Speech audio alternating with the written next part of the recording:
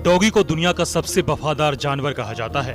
दुनिया को अलविदा कह चुके बिहार के बेटे सुशांत के पास भी एक डॉगी था, जिसको सुशांत प्यार से फस कहकर बुलाते थे। फस सुशांत के बेहद करीब था। जब वो महज 20 से 25 दिन का था, तब सुशांत उसे घर लेकर आए थे और उसे एक माँ की तरह दुलार प्यार के साथ पाला था। सुशांत के इस दुनिया से चले जाने के बाद उसके पिता फस को लेकर आ गए। सुशांत के पिता केस के सिलसिले में फरीदाबाद में अपने दामाद ओपी सिंह के घर पर हैं, तो सुशांत का डॉगी फस भी उनके साथ ही है। सुशांत के यूं चले जाने का दुख सबसे ज्यादा उनके परिवार वालों और उनके फैंस को है। सुशांत की भांजी ने सोशल मीडिया पर उनके डॉगी फस का दुख जाहिर किया है। फस की फोटो शेयर करते हुए लिखा, फस को हमेशा सुशांत के आने का इंतजार रहता है।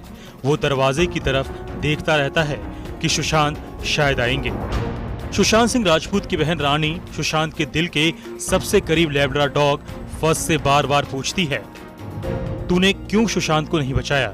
हो सकता था अगर सुशांत के पास फस उस समय होता तो शायद ये हादसा टल जाता।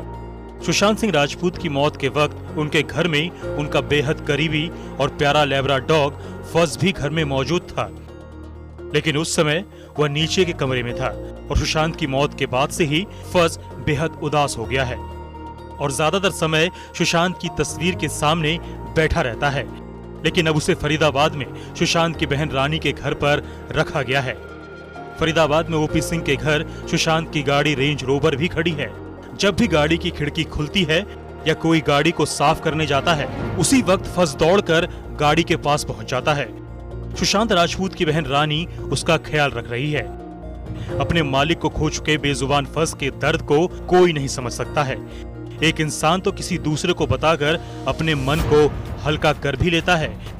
बेजुबान जानवर फस आखिर क्या करे? वो तो अपने दुख को किसी को बता भी नहीं सकता है। फरीदाबाद से सत्येंद्र चौहान,